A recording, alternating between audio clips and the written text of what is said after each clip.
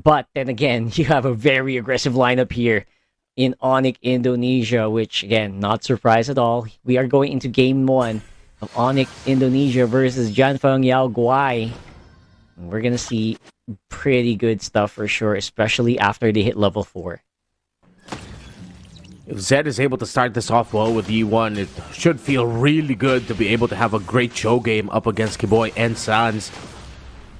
I like that eventually Onic decided to match the range for range. We did see Farsa and Eva's matchup earlier today, and I mean, the good thing is it's just great coverage for both. Yeah, great coverage right now. Kyrie being given a hard time here by the rest of the FYG, but no. Kiboy is here to make sure that doesn't go too badly in their favor. So it's going to be the FYG with some pretty decent harass going into the mid trio that we talked about up so much. Look at that. Yeah. Just so much aggression. You don't know when they're just going to pop off suddenly. Yeah. Here comes Zed, though. Great knockback from Kiboy. Zed committed his flicker earlier in that little exchange as they were trying to put the pressure onto Kyrie, so that might come back to haunt him. Hopefully he doesn't dive a little bit too deep, and if he is going to be overcommitting, then DFIG needs to make sure that they cover him up with kills, because that flicker is going to be missed for the next 70 seconds. Yeah, for sure. At the very least, he won't be going too aggressive. So at least there's that, right? You can just go Shenpo, go Jeet Kune Do as much as you can, but just don't make a move that needs a flicker. So you should be fine. And again, containing this mid trio of Onic Indonesia is already step 1. Of course, that's Kyrie on the Lancelot. Really scary. I wonder like when they're gonna start popping off. Actually, maybe just waiting for Kiboy to make to hit level 4. But yeah, they're gonna have to fight around this turtle now. Both EXP laners level 4 as well. Watch out for the penalty zone of Lutpi. Yeah, 100%. Lutpi could set it up. There goes the bravest fighter used up, and the target is not really anyone in front. It's Yon on the Eve, and that's gonna be first blood going over to Onic, trading it up for the turtle. And sometimes it does feel like that gonna be worth it, but no, you got the major objective. You're also gonna lose out on your jungle because of that. Don't forget, we are on the clouds though. It's gonna be quite easy to get back into the fight, but then it's all about the gold here for Onic. Keeping it steady and keeping it even will usually give an advantage over to Claude. Yeah, really good combo brought up there. Oh, the entry! Oh, that is not the entry that I was expecting. And Zed uses the flicker again. I don't know. Every time it's on cooldown, Zed just wants to go for it, man. Seems to be the play here for the FYG, but they're not really getting any results. You know, a little bit too gung-ho on the use of the flicker, but maybe eventually he's going to slow things down and it will eventually get rewarded into an even bigger win. Onic still has the kill lead. Gold still very close, and now you see double laning for Skylar, leaving the gold lane more to get a bit more farm in the center of the map. The FYG's been very river and jungle focused though, that at some point they're going to really have to let go of the priority in the middle, try to get a win elsewhere into one of the side lanes, because if they're just going to be hard pressed onto just trying to stop the mid trio, they're going to lose out on some big wins that they could be getting in the sides. Actually, I noticed that the camera just hasn't really gone up or down at all. Like, the camera's just literally on mid. So, I get what you mean, right? Like, it feels like all the pressure is right there, and Onic is happy to play with that. We've just been coasting in the river for the past 4 minutes, mainly. Yeah. It's funny, but that's where the action is. Like, what are we gonna do, right? Yeah. Onic even also not forcing any issue of the sides because they know where DFIG wants to play. Yuan already forced back by Lutpi. Ooh, that's a decent one. Vale going over straight with the bravest fighter. Will be able to take out Kiboy as well as Lutpi.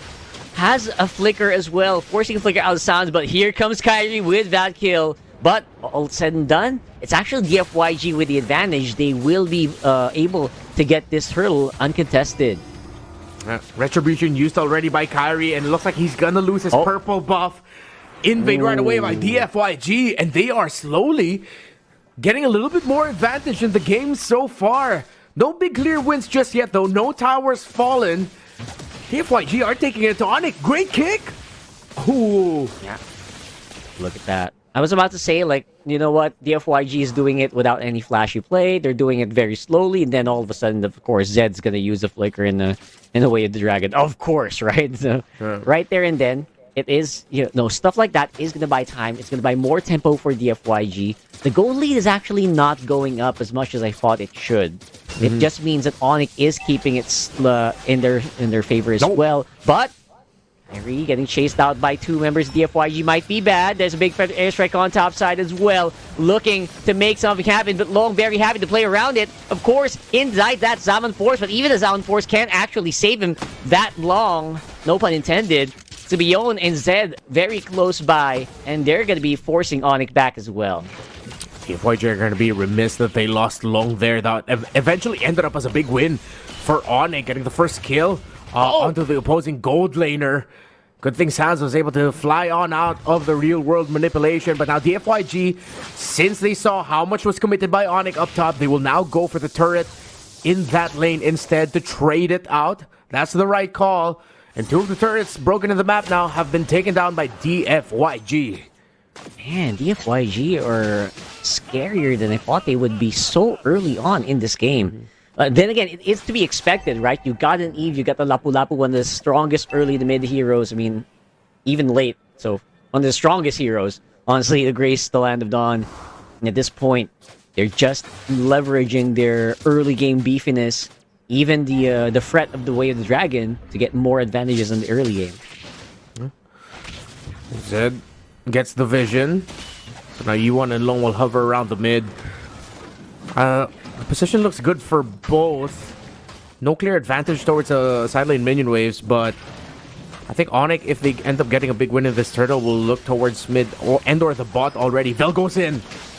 Yeah, as usual, on cue, Vel uses Brave Fire, starts up the fight, but the big penalty zone coming in from Luthi actually will be able to disrupt it so much. Yon will go down, and it is just going to be blood after blood, trade after trade, kick happening here, but the body of Zed going to keep Lutfi alive just for a few moments more before he will eventually fall to the blades of the Shadow Kill. Actually, Super Ken not really quite done yet, but he does see Kyrie and decides to just back off, at least for now. That could have been way worse than it was, or it looked, but it's like Onic is going to have to fight off so much more aggression this time around. Dianfengyaoguai boosting that goal lead to 3.2k. Yeah, Super Ken was able to win the turtle in the end. DFYG was able to even out the aggression that Onic showed. Again, penalty zone coming in big time. DFYG were able to handle it very well. Long and Yi1 might have gone down a little bit too quick in that fight, though.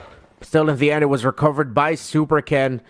Very interesting game. Not going the way that I expected it to, but I am pleasantly surprised with what I have been seeing. Most importantly, so from DFYG. They are taking Onic to the brink here. Still a very close game and definitely not 100%. It's Dianfengyaoguai's to lose. They still have a little bit more progress to make, but those two turret advantages, that's the little lead along with a little bit of gold that they have ahead of Onic that they're really holding on to. That's true. Really holding on to that. And I actually completely agree. This was not the way that I thought it would run.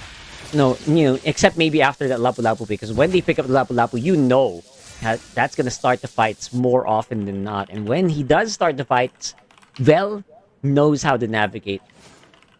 And maybe it's down to the fact that it's just so hard for any single or any two members of Onic to deal with a rampaging Lapu Lapu. They don't really have the tools to deal with it, especially this early in the game. Maybe that's one of the factors here contributing to them. But look at that, Skylar!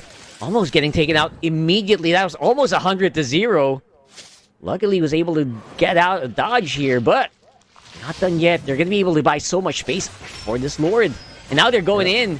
Del, greatest fighter, throws down Landshaker. No one home. And it's going to be a soft reset. Long already using up the Zaman Force. This could be some pretty good stuff. Kyrie is dishing out here on the side, but Zed already used the Flicker Way, the Dragon combination. That might be bad. That might be the ticket here for Dianfengyaoguai to actually make more things happen. Kyrie's up on front, wants to make it a 50-50 if ever, but looks like they're going to decide against it, at least for now. Or will they? Don't know if Bell already has the way to drag. Or sorry, he already has it. The previous fighter actually. It's going to be back up. Tries to go for a bush check and the flicker in straight into Sans. And look at that Mlbb. Gonna get taken out quite quickly. Super Ken is on the killing spree. Look at this guy, just unstoppable so far. Even Kyrie's Lancelot is having a hard time dealing with it. And now that's gonna be Lord number 2 going over to DFYG. DFYG, color me impressed how they pushed and pulled that Lord twice or thrice, really dragging it out, not committing the 50-50, making sure that, okay, we'll bring it down low, we'll bring Kyrie out, we'll bring Onic a little bit closer to force them, but then they already have bodies way ahead, stopping any form of aggression that Onic would want to do to really try and heavily contest. Then they soft reset it, or the first case I believe was a hard reset. They get kills, they go back, bring down the Lord a bit, bring Onic closer, then they reset again. That is tremendous play by DFYG to bait Onic out multiple times, and now they are getting closer to a 7,000 gold lead. Super Ken now has a BOD and he is 3-0-1. The two Indonesians in DFYG have been stellar against Onic. You can tell their knowledge about the opposing team right now is really helping out a lot for DFYG, knowing the tempo of Onic Indonesia to some extent. So they're doing very well, and DFYG are now just camping out in the jungle here of Onic Indonesia. Now, if you're Onic, what's going to be the play here, man? Like, how do they climb themselves out of here and stop the snowball? Yeah, with how they're built, it's going to come through the fight. Oh my goodness! Super Ken just finding Skylar like that. He tried to cancel it out, but it was a bit too early on the flicker. Yo, they're starting and they're not stopping. DFYG, target after target is falling. Mlbb and Kyrie are all alone to defend against this big wave on the top side, and all remaining members of DFYG. This might be a big ask, but they are going to try to see if they can clear up this wave. And that's going to be a no-no. Kyrie, with all his tools, will not even be able to slow him down. And DFYG take down Onic Indonesia in game number 1. Yan